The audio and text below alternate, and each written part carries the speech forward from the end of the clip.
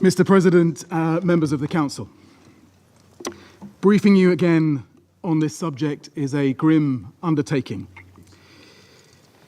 Before starting, I ask you to reflect for a moment on what action we will tell future generations we each took to stop the 21st century atrocity to which we bear daily witness in Gaza. It is a question we will hear, sometimes incredulous, sometimes furious, but always there for the rest of our lives. We will surely all claim to have been against it.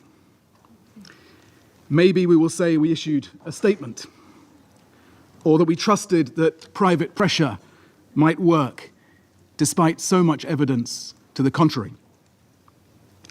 Or pretend that we thought a more brutal military offensive had more chance of bringing the hostages home than the negotiations which brought so many hostages home. Maybe some will recall that in a transactional world, we had other priorities. Or maybe we will use those empty words, we did all we could. Mr. President, let me start with what we see and are mandated by this Council to report. Israel is deliberately and unashamedly imposing inhumane conditions on civilians in the occupied Palestinian territory. For more than 10 weeks, nothing has entered Gaza, no food, medicine, water, or tents. Hundreds of thousands of Palestinians have again been forcibly displaced and confined into ever-shrinking spaces, as 70% of Gaza's territory is either within Israeli militarized zones or under displacement orders. As my colleague from the FAO will explain, every single one of the 2.1 million Palestinians in the Gaza Strip face the risk of famine. 1 in 5 face starvation.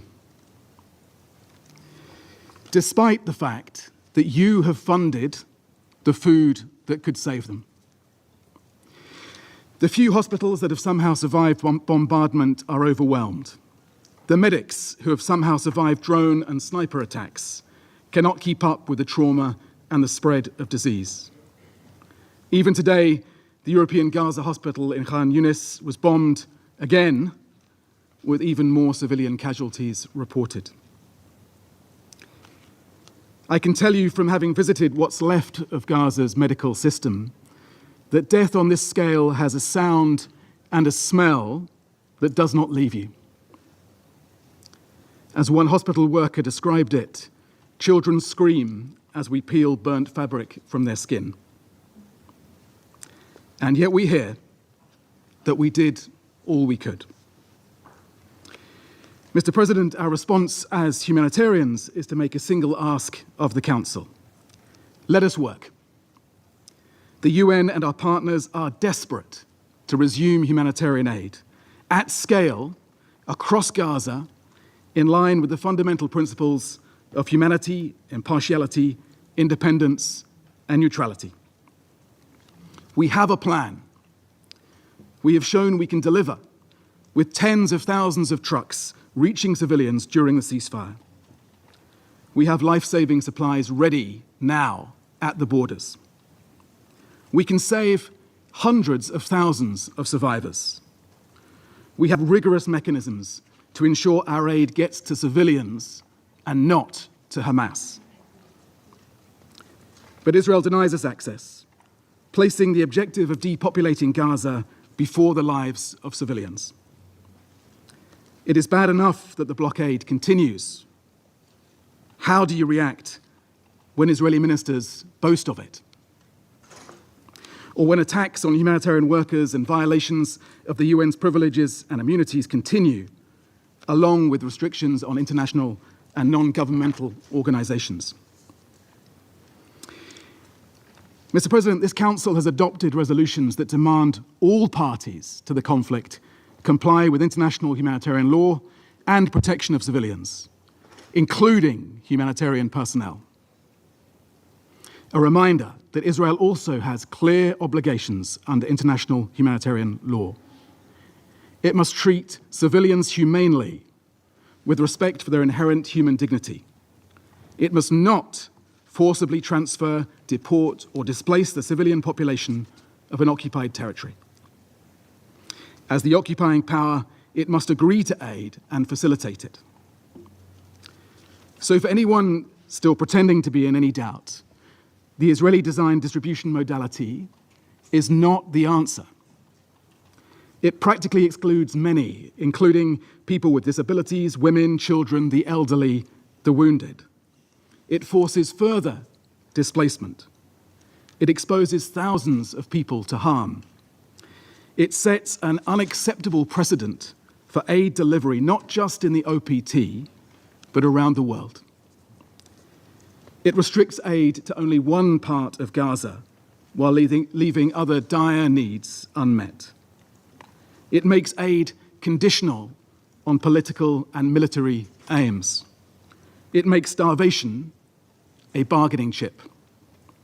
It is a cynical sideshow, a deliberate distraction, a fig leaf for further violence and displacement. If any of that still matters, have no part in it. Mr. President, for the record, we have tried. The UN has met 12 times, and again this morning, with the Israeli authorities to discuss this proposed modality. We wanted to find a way to make it possible. We repeatedly explained the minimum conditions for our involvement on the basis of long-settled fundamental principles. Aid based on independent assessments of who needs it, the globally tested and donor-demanded basic requirement, and the ability to deliver aid to all those in need, wherever they are. The Secretary General set out the relevant international law in his submissions to the International Court of Justice. And your resolutions have strongly condemned starvation of civilians as a method of warfare and the unlawful denial of humanitarian access. Resolution 2417 demands the Council's full attention to widespread conflict-induced food insecurity. Mr. President, it's not just Gaza. Appalling violence is also increasing in the West Bank, where the situation is the worst in decades.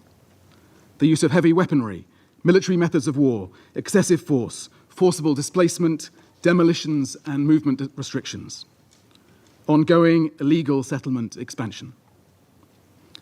Entire communities destroyed, refugee camps depopulated. Settlements expanding and settler violence continuing at alarming levels. Sometimes with the support of Israeli forces. Recently, settlers abducted a 13-year-old girl and her 3-year-old brother. They were found tied to a tree. Do we also say to them that we did all we could? Mr. President, there is, I fear, a broader context here. For the past 19 months, Palestinian journalists, civil society, and individuals have live-streamed their destruction to the world. Many have been targeted and killed for their testimony. And during this time, international aid workers have been the only international civilian presence in Gaza, watching and reporting the unfolding horror. We are your eyes and your ears. And be in no doubt that we feel the weight of that responsibility, to you, to the communities we serve, and to the world. And so we have briefed this Council in great detail on the extensive civilian harm that we witness daily. Death, injury, destruction, hunger, disease, torture, other cruel, inhuman, or degrading treatment, repeated displacement on a large scale. We have described the deliberate obstruction of aid operations and the systematic dismantling of Palestinian life and that which sustains it in Gaza. So you have that information. And now the ICJ is considering whether a genocide is taking place in Gaza. It will weigh the testimony that we have shared, But it will be too late. Recognizing the urgency, the ICJ has indicated clear provisional measures that must be implemented now. Yet they have not.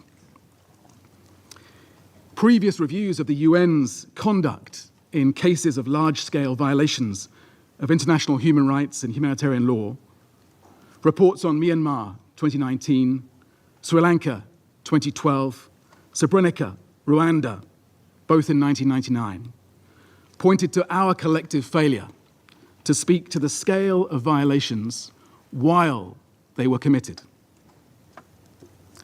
So for those killed and those whose voices are silenced, what more evidence do you need now? Will you act decisively to prevent genocide and to ensure respect for international humanitarian law? Or will you say instead that we did all we could? Mr. President, this degradation of international law is corrosive and infectious.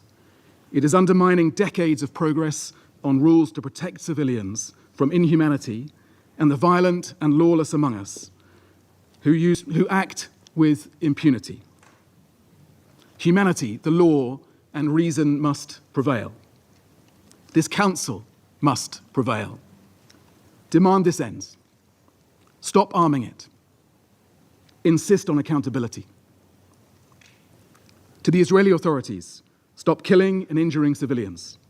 Lift this brutal blockade. Let humanitarians save lives.